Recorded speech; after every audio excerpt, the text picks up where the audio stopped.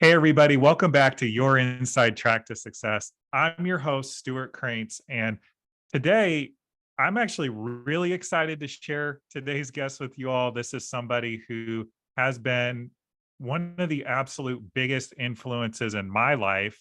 And, you're going to learn why a bit here coming up in just a moment or two. But this person is somebody who stands for others in a very selfless way that's actually pretty awe-inspiring to behold when you're witnessing it in real time. She is a women's empowerment coach, and she's also my wife, and I think she's absolutely amazing and talented at what she does. And without further ado, I want to introduce y'all to Jennifer Johnson. How are you?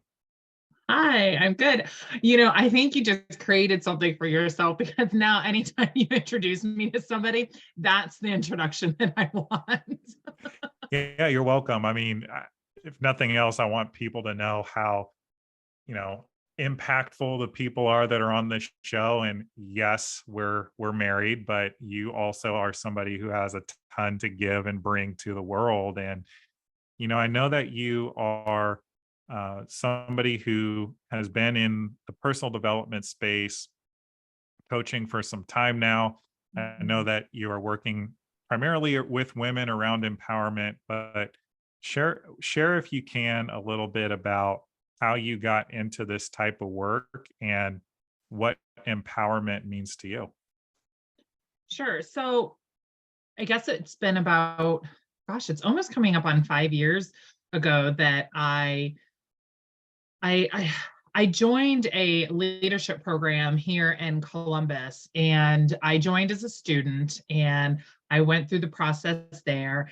And after graduating, I thought I really want to go back. I want to go back and I want to be a part of coaching these leadership cycles because it made such an impact on me. So I was really fortunate that I had so many mostly amazing women and some amazing men, but mostly amazing women that really stood for me and encouraged me. And they were a source of empowerment for me and they were cheering me on. And I just thought, I want to be that for somebody else. So for a couple of years, I was volunteer coaching through this organization. And I got to the point where I started thinking, my real job, like my day job at the time I was doing sales and marketing, is really getting in the way of what I love to do. And so it did take a little bit of time from that moment on, but probably about a year later, I left that job. I left the sales and marketing position, took a different role that was part-time, and what I really knew was that I wanted to help people. And I just wasn't entirely clear on what capacity. So that was its whole other journey. So I'm also in school full time for social work. There's no better way to help people. And then I've been coaching full time for coming up on 2 years now. And like I said, I had so many amazing women come alongside me in my journey. And that's what I want to be for other women, because I'm clear that had it not been for those women, maybe I wouldn't be where I am today. And so it's really important to me to give back and be that woman for others out there. I love that. Yeah, and I love the concept of paying it forward, making a Mhm. difference in the world, leaving it a better place than where you found it. And I know that again, the idea of empowerment is something that you hold near and dear, and would love to hear your thoughts because I'm sure this will resonate with a lot of people listening. Where do you feel, or how do you feel people find themselves in a place where maybe they lose their sense of personal power, or they lose that sense of being able to have or do or be the thing that Mhm. that maybe they're afraid to dream of? Yeah, I mean, I think that there's, gosh, I feel like we could spend the next hour answering that question. But what feels real for me in this moment is in motherhood. Mm, We create these amazing little human beings. So I'm also a mother of an 8-year-old boy who's super awesome. Like that could be a whole nother hour. But what I realized, and we even had this conversation not that long ago, is it's so easy to lose ourselves in being a mom because we're responsible for shaping this tiny human. And, you know, Stu and I were talking not too long ago about a program that I may or may not step into. I'm kind of still on the fence. And I said, oh, but I would miss a couple of Tucker's my son. I would miss a couple of his soccer games, and it's like, as much as I want to be that mom that I'm going to be there 100%, the reality is that I can't. So what am I going to do from that point? Am I going to choose self beat up? Am I going to choose mom guilt? Am I going to shame myself for not being there, for these 2 soccer games? Or am I going to use it to be an example to Tucker about, drive and commitment and running after your dreams and holding tight onto the things that you really want and, moving forward? And so I think it's so easy to do that as a mom. We just spend so much time giving, whether it's our time, whether it's our energy, whether it's, our sometimes in some cases our physical body, right? Because raising a Mhm. baby, like, you're giving from your physical body. It's so easy to just let the desires of my heart wait. And what's really important to me is that I'm being the absolute best mother I can be. And I'm chasing my dreams because I'm also worthy of that too. And I'm an example to my son and my niece and all of the other littles in my life that are watching. Yeah, no, very well said. And something I've actually heard you say time and again in coaching or in Mhm. conversations is the concept of if you're not prioritizing yourself, your children are actually going to get your leftovers. And so Mhm. I'd love to hear a little bit more about how that resonates with the women that you work with and what you do to empower them to kind of flip the script so that they are showing up fully and pursuing their goals and dreams as you just spoke about. Yeah. Oh gosh. I hear this conversation all the time, and I know I'm definitely somebody who's been guilty of this in my past, where, you know, moms, we spend the entire day, right, taking care of our kids, taking care of our partners, taking care of our homes, working our job, whatever it is. We spend the entire day going and giving nonstop. And then the evening rolls around and it's like, here's my time, here's my peace and quiet, here's my time to mindlessly scroll social media or, tune in and watch my smutty TV show on Netflix. Mine is Love is Blind, no shame in my game. you know but then what happens is then the next day we're starting that cycle, we're starting our day at a deficit because we're exhausted, but then we're exhausted because we took the time to take time for ourselves. So it's almost flipping that around and starting your day with you.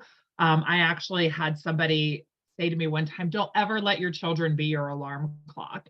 And I remember when I heard them say that, I thought I'm like, at the time I was a single mom. So I'm thinking to myself, like, what would you know? A, you're a man. B, your wife is stay at home. You know what I mean? So like I was comparing, I'm like, what would you know? But there's so much truth to it. And it took me a really long time to wrap my head around it. But I'm a firm believer in starting my day, or I encourage my clients to start their day for themselves, for myself, whatever that looks like. If that's yoga, if that's working out, if that is meditation, if that's, a devotional, if that is just sitting and peace and quiet for 15 minutes with your cup of coffee. I'm not attached to, the what you're doing. I'm more attached that you're actually doing it, for me, I'm going to put a little bit of our personal life out there. Mine is like, I get my son up. He gets himself up. He gets up on his alarm clock most of the time. gets to the shower and gets totally ready. And then that gives us just like 15 minutes where we just like lay in bed or we connect or we chat a little bit, get our coffee going. But that 15 to 20 minutes that we have together is like how I want to start my day. And I imagine starting my day like getting up, rushing to get the kid up, rushing to get him through the shower, rushing to get breakfast and lunch packed and out the door. And, then I'm going to work or going to class or starting my homework, whatever it is. And on those days, like by 7 o'clock, I've just hit a wall. And of course I have. I've been going nonstop and nowhere in there did I create any time for myself. Yeah. Yeah, no, and that's a really beautiful example. And thank you for sharing that with the listeners. And, something that comes up for me listening to you describe, kind of not prioritizing yourself. How is that actually related to the idea of self-worth, or the concept, I should say, of self-worth? And Mhm. how do you encourage people to flip that script as you're encouraging them to prioritize themselves? I would love to say that it is something that I they can just choose. And sometimes it is that, right? Sometimes me or sometimes my clients, like I can just choose it. And other times I can't.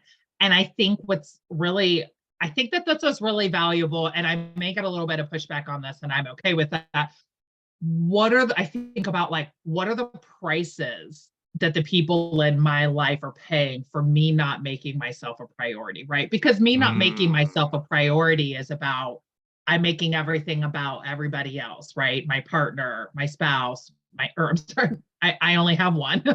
My son, my family, whatever it is, my clients, my friends, if I'm putting them all first. So what are the prices that those people in my life are paying by me not putting myself first? So I think about with my son specifically, like I can get really short tempered and I can be really impatient. And, he's at such this interesting age where he's really discovering his personality. So, like I said, he's 8, he's almost 9. And so sometimes he's trying to be funny and it can really come across sometimes as disrespectful or condescending. And, I want to interrupt that. But when I'm running at a deficit, that interruption is just that it's just an interruption and it can come across as really snappy and mean and angry. So now I've created a space where he doesn't trust me. He doesn't want to come to me. He doesn't want to talk to me because he's afraid that I'm going to get mad. So I think just being in relation with the prices that other people are paying, the consequences that are out there for us continuing to put ourselves on the back burner. that is so powerful. And thank you so much for sharing that. And, I think what you just highlighted is actually critical here, because you're talking about parenting in this situation, but it actually can show up in our jobs, in Yeah. our romantic relationships, and our relationship with the guy down the street, whose dog is in your yard digging things up. Like, how you are taking care of yourself is going to directly be reflected in how much you have to give to certain situations and Mhm. other sets of circumstances out in the Sure. world, because life is always happening, right? Mhm. And so I think that's important, because what I heard you say is, at the end of the day, we can only control ourselves and the Mhm. choices that we make ourselves. Yeah. And so that's something really powerful that I want to make sure that the listeners heard in what you just shared. And so, with that in mind, if we are taking responsibility for ourselves, you spoke a bit already about really looking at how we are showing up, how we are taking responsibility for ourselves, and the actions that we ourselves can make. Where does it fit in for folks to be their authentic selves, to do things like wear the bright lipstick, or get the bright colored nails when they're getting the mani pedi, or anything else that you know could be them expressing their fullest selves? Mhm. maybe in a world where they don't feel like that's okay. Yeah, I mean, we definitely live in a world that's not okay, right? I mean, we talk about like, trolling on Facebook or, Instagram or wherever it is, people are so quick to criticize and so quick to judge. And there's two things that are coming up for me around this right now is, I think specifically with women is it's being the permission and also being each other's hype women. I was going to say cheerleaders. I went to a conference recently and they talked about like hype women. I'm like, yes, not cheerleaders. Like we need hype women in our lives. And this goes for men too, right? Like we all need people in our lives that are going to be our huge sources of support and constantly cheering us on and constantly backing us up. So it's so funny. We're talking about bright colored nails, and I just was at the nail salon today, and I overheard this woman that was sitting a couple seats behind me, and she was talking to the nail technician, and she said, I'm kind of pale right now, and my hands are chubby, and so I just want to do something maybe kind of neutral, like nothing real flashy. And it was everything in my power to not stand up and turn around to her and say, honey, if you want to wear bright red nail polish or hot pink nail polish or, yellow or whatever it is, then do it. Do it for you. Don't do it for anybody else. Who cares what other people think about your nails right now? Like I chose really light purple because I'm like, I'm bringing on spring, and I just wanted to walk up to her and just encourage her to wear the color that she really wants to wear. And who cares what other people think about it? And so I'm clear that in me doing things like that, like choosing the weird color nail polish, wearing, if you saw my closet, it's lots of leopard print. Well, my husband knows that, but the rest of you don't have pink hair. I want to be the permission for other people to do this. There's this other girl that I know in the community, and her hair is always like it looks like a rainbow and she has the side of it shaved and she's so cool and edgy, and I think like, oh my gosh, I would love to do that. And I catch myself even getting in that conversation like, oh, I can't shave the side of my head, I'm too old for that, I'm a mom, I'm not hip enough, I'm not that edgy. So I'm clear that like I'm having those internal conversations as well. But I love that she's out there being that permission for other people to just be really edgy and spunky and colorful. And I think we get to do that for one another, like stop falling into the cycle of what we should or should not wear, or, the hair that we should or should not have. And does it have an age limit? It's really important that we are the permission for one another to do that. And then we're standing alongside each other, like cheering them on, like have, to go back to like the hype women, like I have these two group text messages on my phone. And one of them is like two women who are like super powerful. They're both business owners, a couple of them multiple business owners, and we are a source of support for one another where we're constantly like pushing each other to level up. Like they're great sources of accountability. They interrupt my conversations, like if I'm being real victim-y or whiny, they're like, okay, cool, how's this happening for you, now let's move on, right? And then I have this other group text where this is I just need to go be loved up on right now. And so when I come to them and I'm in kind of a rough place, like they just continue to like love on me and pour into me and cheer me on, and they have my back. And, I love that I have these two different friend groups in my life that are constantly cheering me on and having my back. And, you know, also why I do what I do, because I'm clear that not everybody has those women in their. Yeah. Wow. You just mentioned a couple of things that I think are really worth examining here. So I want to make sure we hit both of them. Mhm, The concepts of the permission, or mhm, being the mhm, permission for yourself, being the permission for others, and also the idea of community. and how Mhm. critical that is to living a fully expressed and vibrant version of your life. And so Yeah. maybe just to jump in on the permission piece first, you talked about being the permission for others, but how can people be the permission for themselves? Mhm. Yeah, I love this question. And, anybody who's been to any workshop or any of my coaching, you've definitely heard me talk about this a lot. Um, if there's Brene Brown fans out there, even if you've not read Braving the Wilderness, I strongly recommend it. I full disclosure, I hijacked this from a friend and Brene Brown. So this is not my own idea. But in Braving the Wilderness, Brene Brown tells a story about a time that she was writing a permission slip for her daughter to go on a field trip. And she kind of had this revelation like, I need a permission slip. Like I need a permission slip to stop being so stuffy and to have fun and to create joy. And I can't remember everything she said in the midst of it.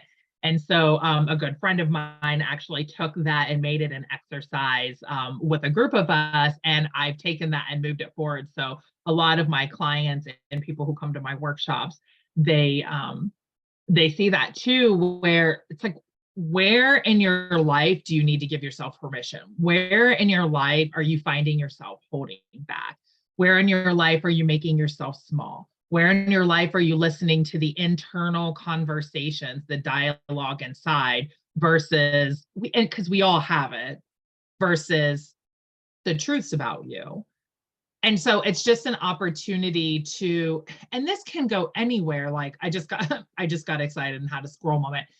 Stu and I did a workshop the other night for people who are unpacking what's in between them, where they are now, and finding the partner of their dreams. And so we did permission slips on where do you get to give yourself permission to go in dating or to be. And so I think it's really important that we get clear where we are holding back and then give ourselves permission to go be that or to go do that.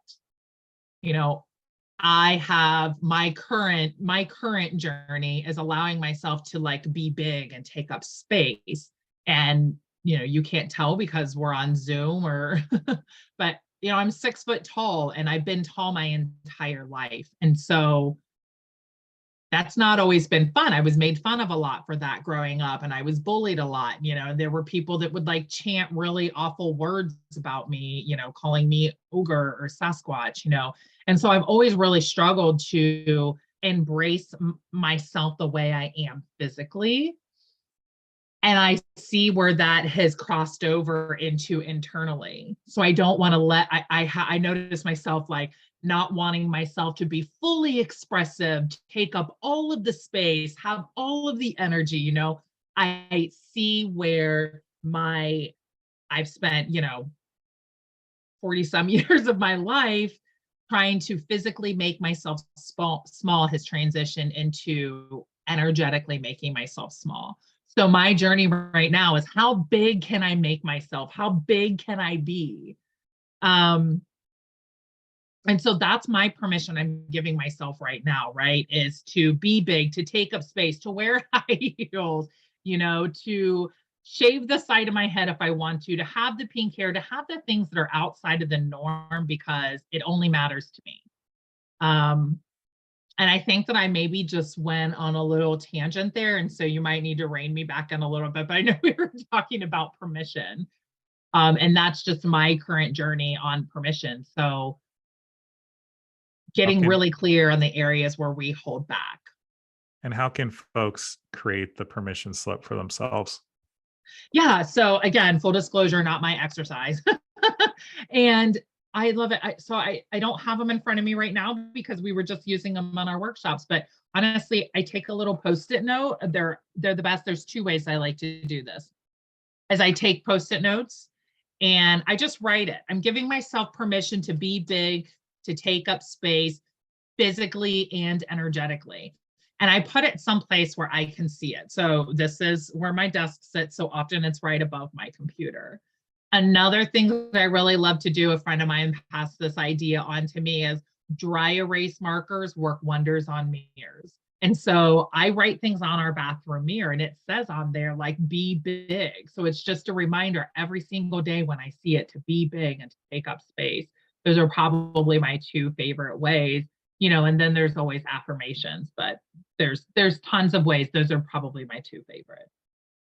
So just to summarize it for anyone listening, the permission slip exercise, which I'm hearing they can learn more about in Braving the Wilderness by Brene Mhm. Brown, but it's something that you've adopted for your coaching practice, Yeah. is basically looking at the things or areas of your life in which you are not being fully expressed, not Yeah. being the thing you want to be, and just writing yourself a permission slip, literally either on a piece of paper or on the mirror, to be that thing that you see missing. Is that correct?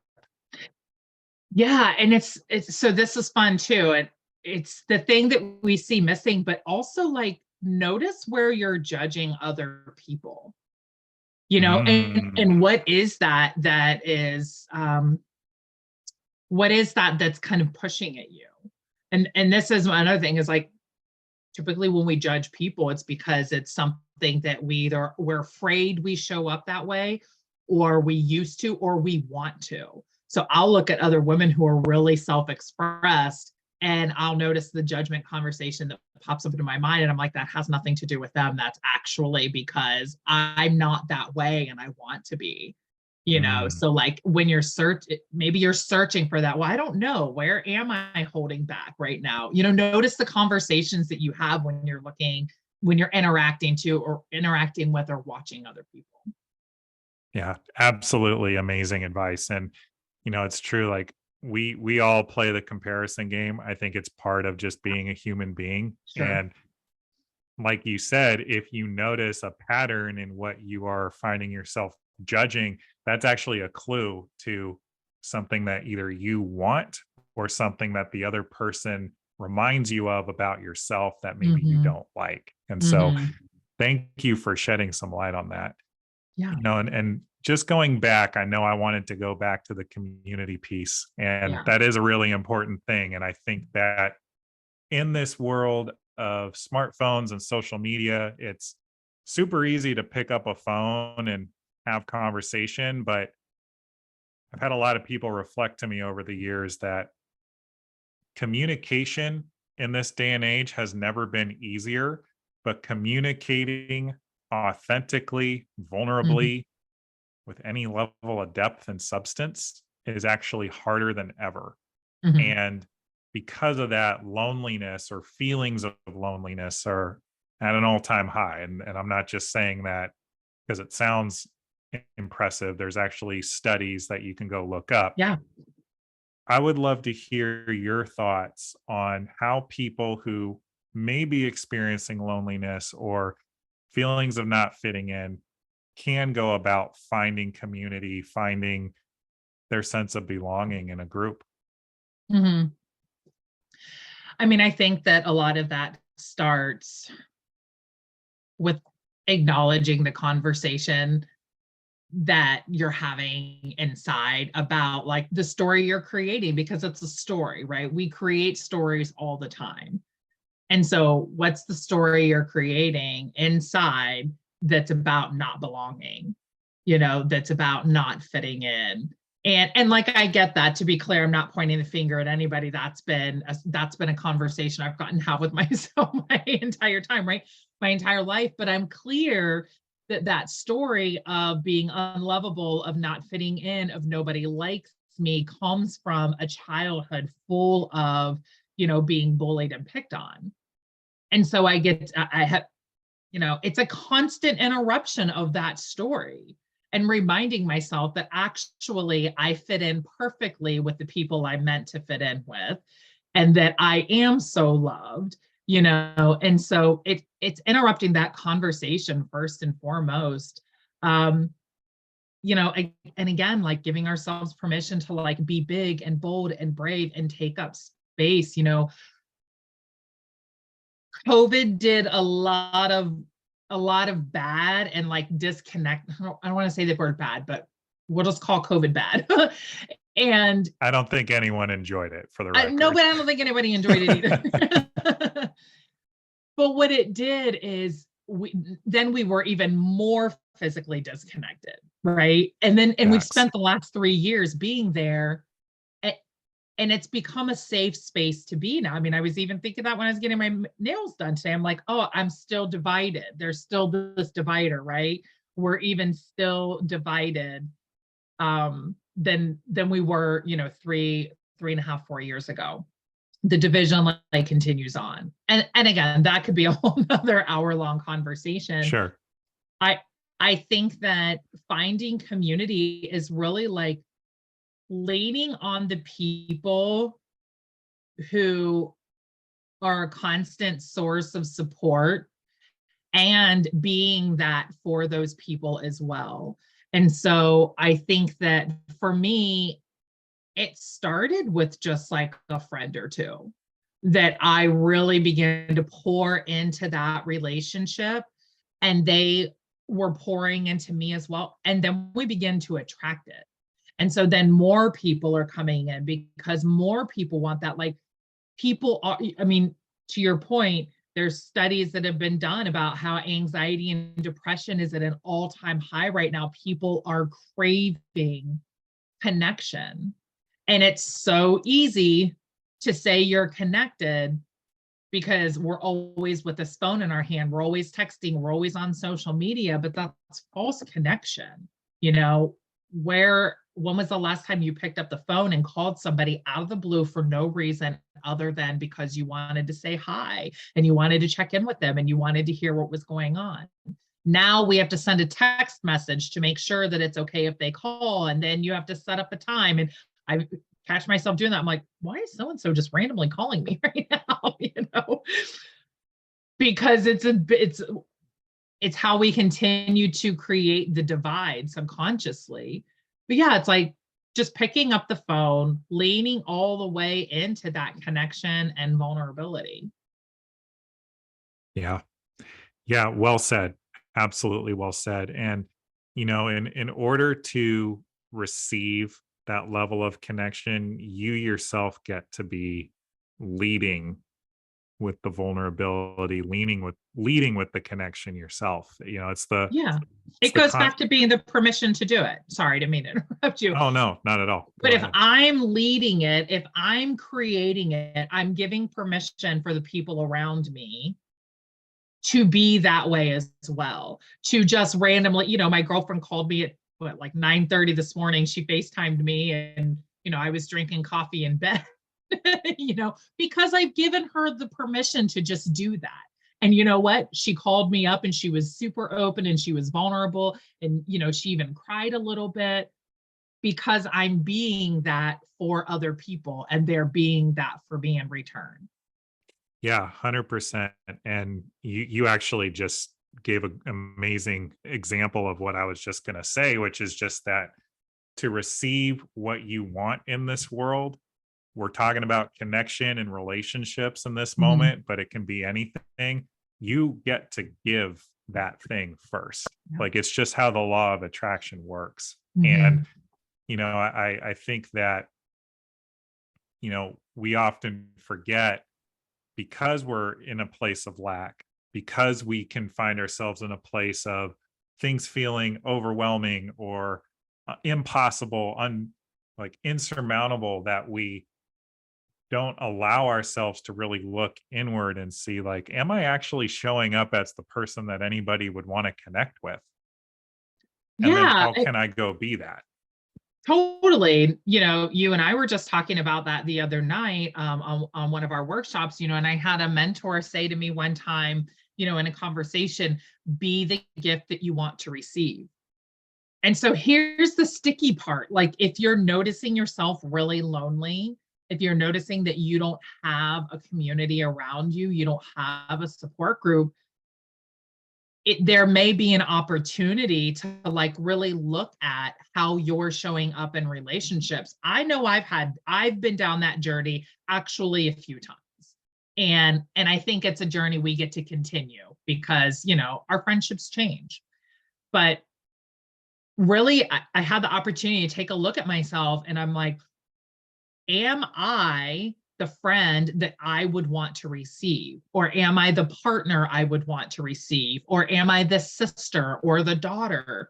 All the relationships in my life. And if the answer is no, then there's an opportunity there. And if the answer is yes, then double down and keep moving forward. Because I'm clear that in some ways the answer is a yes. I am that friend or that partner. And then in some places the answer is no. And it's an opportunity for me to take a look and maybe see the things that I don't like and use it as an opportunity to choose something different and to grow. Yeah, it certainly takes a level of humility for sure. Oh, And 100%. being willing to look at yourself in the mirror, as you said, and just objectively look like, hey, the last time I spoke to this person, we ended in a big fight. Like, of course, they're not answering my text messages very quickly or picking up my phone call or things like that. And going back to something we talked about earlier, taking responsibility in this regard is just remembering that you ultimately can only control yourself. Mm-hmm. And the idea of being the go-giver of giving what you want to receive is maybe being the person to apologize first if there is some hurts in the Yeah, past, or being, or even just being willing to change the way that you engage with that specific person, sure. and that can take a lot of humility. But a lot of my mentors have told me some variation of the same thing, and Jen, I'm sure they have for you as well, but just the concept that you can either be right or you can grow, Right. and the two cannot coexist. Right. And so I'm curious that, coming from a place of humility, like what has maybe been like the biggest area of personal growth for you would say, over the last several years? I think for me, it's probably been on healing friendships, just kind of coming back to that a little bit. The first thing that popped into my mind when you asked that was, healing a friendship. I've had a lifelong friendship, a friend of mine that we've been friends for, so crazy that I can say this, but we've been friends for 30 years, and 30 years, people really change a lot. Hmm. People go away, they go to college, they have experiences, it shapes them, they have relationships, it shapes them, marriages, it shapes them, divorces, it shapes them, children, it shapes them, and we're ever changing and evolving people. And in that, sometimes in relationships and friendships, you can grow apart or there are hurt feelings. And, you know, coming from a place of being humble, reaching out to a friend of mine who I hadn't spoken to in years, actually not clear on the why. It was, what I'm clear now is that we had kind of both dug our heels in about being right about why the friendship had fallen apart in the first place. And coming to her with an apology and not an excuse. And I think that that's so important. And dang, if it isn't also so hard, just saying to her, I missed X amount of years in your life. I have missed watching your child grow up. I missed watching you and your husband get married. And I wasn't the friend to you that I wish I could have been. And I am sorry. And I love you. And Wow. not following it up with, but you did this and you hurt me here and you also missed out on this, but just being sorry for how I was in contribution, and and choosing forgiveness, choosing an apology, choosing to be humble over being right. And we've been able to, it was actually almost comical how we were able to pick right back up where we left off. I remember when our first conversations, after not talking for a while, she was like, I have so many questions for you. How do you feel about rose gold jewelry? That was just the nature of our friendship. And I can think of one where it even happened not that long ago, where I had a friend where we went probably about 8 months where we weren't speaking. And just being able to say, I'm sorry for what I did, and I love you. And can we move forward? And of course, we got to unpack the conversation a little bit, right? But it wasn't about me being right. It was about me being humble and knowing that my love for this person mattered more than anything else. And I think that we just don't do that anymore. We live in a world that says, I can cut you off and not think twice about it, and that's okay. And we live in a world that encourages cutting people off who have hurt you. And I'm not talking about traumas and abuse, like, just to be really clear about that. But we live in Sure. a world where it's okay to just cut people out of our life. And because we're so disconnected, anyways, it's so much easier. But to just sit in the uncomfortable and to sit in the knowing that I have hurt somebody and taking the opportunity to right that wrong is really powerful. Yeah. Wow. Thank you for sharing all that. And I think maybe the follow up just on what you shared is we do live in a society where, just cutting people off that don't agree with you or Mhm. have a different opinion. Like we see that pulling us apart politically, societally. For That's sure. obviously an entire podcast in itself, It just is. going down that rabbit hole. But what I want to ask about is really it's maybe a rhetorical question, but I'd just love to get your thoughts on it. For anybody who's ever had that feeling of this person wronged me, Mhm. I'm just going to cut them out. Has that ever actually worked out for you in your favor? And the reason I ask that is because if you don't address the thing, whatever the thing is for somebody, if you don't address the hurt, you don't acknowledge it, you don't put it in the space, you don't work through it. I find, and in my conversations with my clients, I find that they tend to hold on to things, let them fester. The stories they're making up about the other person seem to get bigger and bigger and wilder. And suddenly they've painted this person in their head as a monster. Mhm. And so I'm wondering just what your thoughts are on that concept. I think that that question is so multifaceted because, you know, in the last 3 years with COVID and social and racial injustice combined with social media and the bravery that people have behind a keyboard on both sides, Right. it No, caused and created so much division. And I can even think how there were times where I thought, oh my gosh, I loved this person so much. They were so important to me. How could we be so differing on our views and been so hurt and angry with them?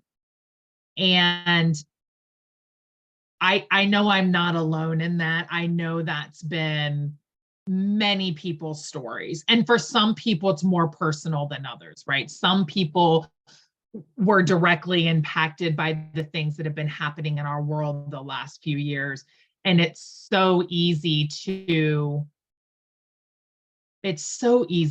personalize it. And just to your point, make that person a monster. And I would love to sit here and say that I'm not one of those people. And I'm human. So, of course, I've done it too. And I've also been somebody who I picked up the phone and I had the tough conversations. You know, there's a couple that I've been really close with over the last 4 years, and our we were so close. Like, we used to spend weekends together with our kiddos, holidays like 4th of July. Memorial Day and Labor Day picnics. And, there were times where I was like, there was a time where I was really struggling and I thought, I'm going to pay my electric bill or I'm buying groceries this week. And, they just showed up with a gift card for a grocery store. And then all of this happened and we were on such opposite sides. And in my mind, I made these people out to be monsters, and again, stepping back and being humble, like these people aren't monsters. They're still amazing people. We just have different views. And I know that there's a way to bridge that gap. I don't have the answer for it. I wish I did. But I think that it comes down to just choosing love over hate. It's choosing lightness Yes. over darkness. It's Yes. very easy for me to say that I'm clear. But it kind of goes back to that saying is like what you focus on grows. And so I choose to focus on the beautiful parts of these people that were in my life that I love so dearly and that were such great influences on my son. There's some people out there, though, that have such kind of an insignificant role in my life. And I don't mean that, to talk poorly about them. We just weren't connected. Maybe we were connected at one point in time and now they're just a social media contact. And those are the people that I just let it go because it doesn't impact me. It doesn't fester in me. It doesn't bother me. But for the people that I truly love and that truly love me, I'm clear that I have the capacity to be humble, to apologize, and lead with love. And if I choose that way, I can meet them where they are and then bring them with me. But as long as I'm standing firm and digging my heels in and being attached to being right, there's no path forward for any of us. Beautiful. Thank you for sharing all of that. And again, folks, she's basically saying in your relationships, but also just in the general sense of your personal growth, you can either choose to be right or you can choose to grow. Mm-hmm. And newsflash, it's unfortunately a lot easier to just choose to be right because that's purely coming from our ego and not willing to be uncomfortable, to have the difficult conversations, to have, Yeah. or really just even be open to a different point of view. Mm-hmm. And so thank you for highlighting that and sharing And if I some could very just add one thing to that too, yeah, absolutely. have people in your life that will give you a different perspective. Say more about that. Have people in your life that will tell you, if your head's in your rear, that will say, wow, you are really attached to that story right now. Let's unpack that. What's this really about? Have people that will challenge your stinking thinking. Having people that just tell you what you want to hear will stunt your growth. Facts. And also there's those people can serve two different purposes, right? Like there's sometimes I have like my friend Jessica, she's really great. She'll say, who do you want me to be right now when I come to her? Because sometimes I just need to unload. I just need to cry. I just need to be a victim. I just need to be a big old baby about it and let it out. And then I'm like, okay, I'm done with that. Now, like, kick my butt. And she'll like really like drive it home with me, right? But we need both.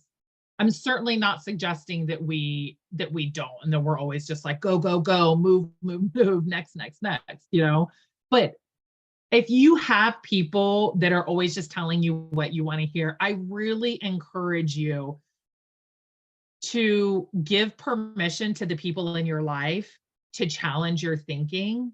And also like if they don't, because some people aren't okay with that, some people aren't ready for that, then I encourage you to find the friendships that will and really embrace them, because we need both. We need both. Yeah. And folks, that doesn't count just for your relationships, your friendships. it also counts if you want to create anything meaningful with your life. Like if you have a vision for a business or building a nonprofit or Yeah. really anything, you're going to need people that are just going to give it to you straight. And Mhm. it's going to be uncomfortable a lot of the time. But again, coming from a place of being a student and being humble and choosing to understand that you don't have all the answers to everything is actually how you're going to grow and create the life of your dreams, especially if you're not there right now. Because if there's a gap between where you are now and where you want to be, that distance between the two is going to be as long as your willingness to look yourself in the mirror Mhm. and do the work and do the uncomfortable things. Yeah. And so, Jen, I know we've had you on for, really amazing, you know, 40, 45 minutes or so. And, I absolutely think we could have you on for another hour, just the way this conversation's going. But um, I think that just means you get to come on again. But for now, for now, I want to make sure that anybody that received value today, everybody, please go into the comments. Please let Jennifer know the most impactful thing that was shared today, whether you're listening to this on YouTube or any other platform. Let's send her that feedback, send her that love, and what resonated with you the most. And Jen, where can people connect with you? Where's the best place for them to reach out? Yeah, I would say the best place to reach out is probably most likely going to be email for me. And then also, can we put things like that? Yeah. So we can put my email, and then also I use a booking app. So if you're curious, if you have questions, if you want to connect, I have a scheduling link that we can go ahead and drop in there as well. And feel free to book that and we can hop on a call together. I offer anybody that reaches out to me, I offer them a free introductory 60-minute call. Awesome. Yeah, and so definitely reach out to Jen, especially if she can help you around your empowerment, your relationships, or honestly just creating a more awesome, kick-ass, fulfilled life. And take it from yours truly. I get to see her every single day, and I receive a lot of her coaching a lot of the time. Let's just call it what it is. And it has been an absolute blessing, Jen, to have you on the show. Thank you so much for giving all your wisdom today. Is there any final thoughts that you have for folks? And then I have one last question for you. Sure. I think let's see, any final one last thoughts. You know what? To the women out there, these are my last thoughts. Wear the red lipstick, wear the bright colored fingernail polish, wear the leopard print pants, you know, go back to school at 40 years old. Do the Yes. things that make you happy. Do the things that light you up. And ignore the cycle of normalcy of what society tells us is normal. Have the rainbow colored hair. You know, yeah. It all comes down to like being true to you, being curious with yourself and being true to yourself. Hearing you say, give yourself permission. Give yourself permission. And then when you give yourself permission, you give everybody else around you watching you permission to do the same. Amen to that. And so, Jen, one final question for you before we sign off. What are you acknowledging yourself for today? Oh, I have such a love-hate relationship with that question. Shoot, let's think. What am I acknowledging myself for today? I'm acknowledging myself for keeping going, for not letting the hard times take me out, and being really curious about how they're working for me. Hmm. And I know that might sound a little bit vague, but in my personal life, I kind of have a lot going on right now, and I feel like I'm taking some punches, and I'm watching myself as I go from taking the punches and letting them knock me out to taking the punches and then bouncing back. And it's been a really challenging and beautiful journey. And so I'm acknowledging myself for continuing to get back up. I love that. And yes, folks, it's not whether or not life, it's not whether life is going to knock you down. It's when it knocks you down, how quickly can you get back up? Yeah, of Jen, thank you so much for being on today. course. This was Thank you. amazing.